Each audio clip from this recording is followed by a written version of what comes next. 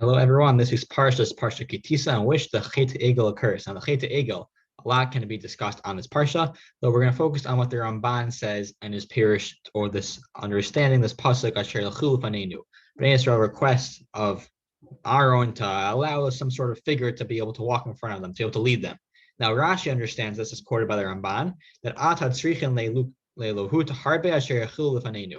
Rashi says that they're going to be asking for multiple gods. That Bnei Yisrael's request is leaders in the forms of a new god to sort of replace God. And Ramban sees this and says it's a wrong understanding.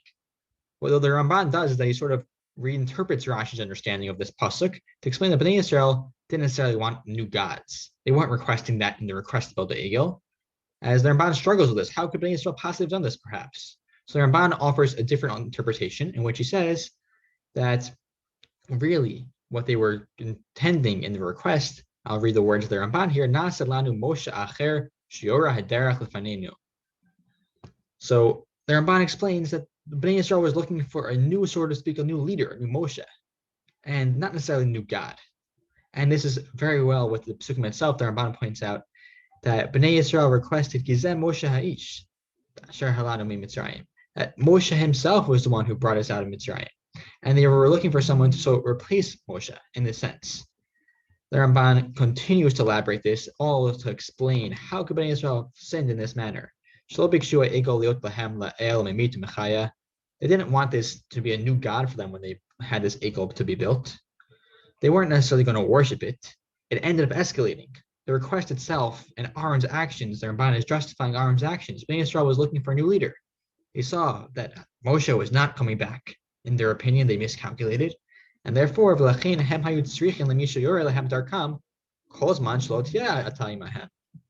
so Aaron was going through this thought process. And what did Aaron do? He decided that he would allow Bnei Yisrael to have this request.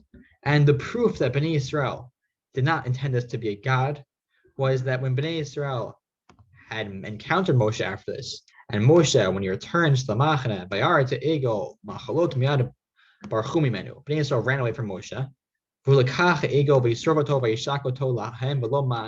Yisrael didn't prevent Moshe from acting this manner.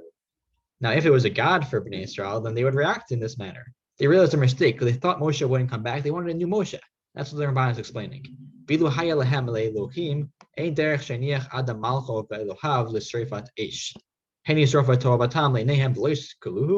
Bnei Yisrael wouldn't react in a strong manner when someone would burn their god. So clearly, the Ramban notes that this can't be the case. It must be Bnei Yisrael just wanted to replace Moshe. The Ramban goes on to explain why Aaron chose a calf, specifically in a little complicated details related to the Maaser Merkava and the Pnei Shor that appears there.